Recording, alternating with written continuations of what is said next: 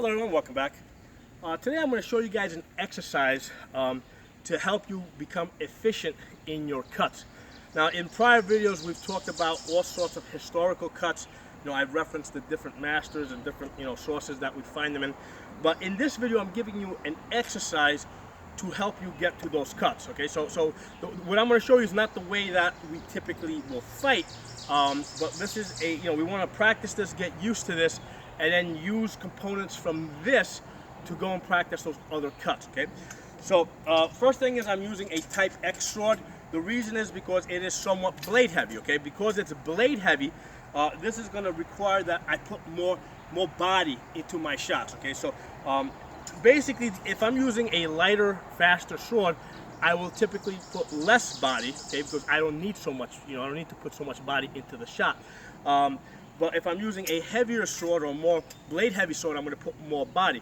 And that's going to vary from person to person. A person that's bigger than me, might be able to move this sword with a little less, body into the shot, whereas a person that's lighter than me, smaller than me, might have to put even more hip into these shots. Okay, so that's the first thing we're going to use. We're going to use a sword that's pretty blade heavy, so that it forces us to, to emphasize, the hip, the hip action that's involved here.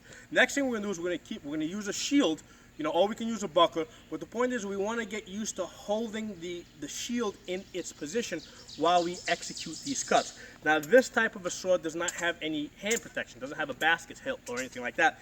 So what that means is that when I make my cuts, I need to hold my shield out, okay, so I can protect my hand. Okay, so that's going to become something important. Depending on the type of sword you're using, you may need to put your hand out there to protect your hand while you make your cuts. Okay, so here are the three components of this exercise. Okay, hold the shield out over here. So the first component is hip, then chest, and then extend, and then pull the sword back and put it on your shoulder. I'm doing this exercise off the shoulder because I want you guys to be, in a fairly rested position.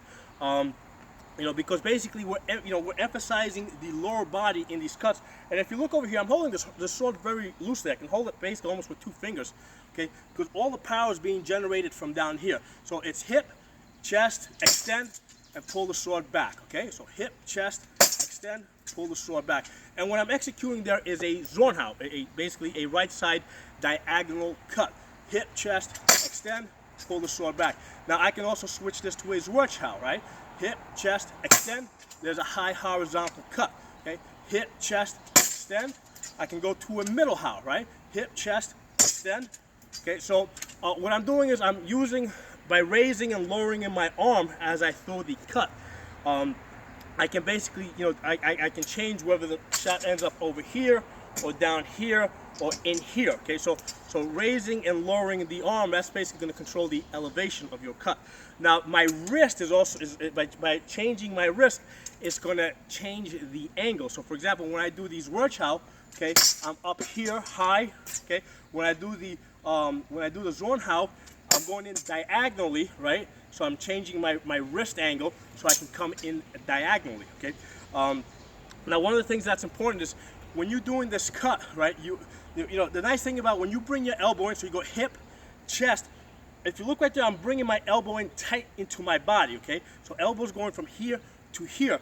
And that's really important, because what that means is when I throw my shot, look where my elbow's pointed. It's pointed down. So that's my shock absorber. We don't want to make a diagonal cut where the sword's going down, diagonally downwards, but the elbow is pointed out that way.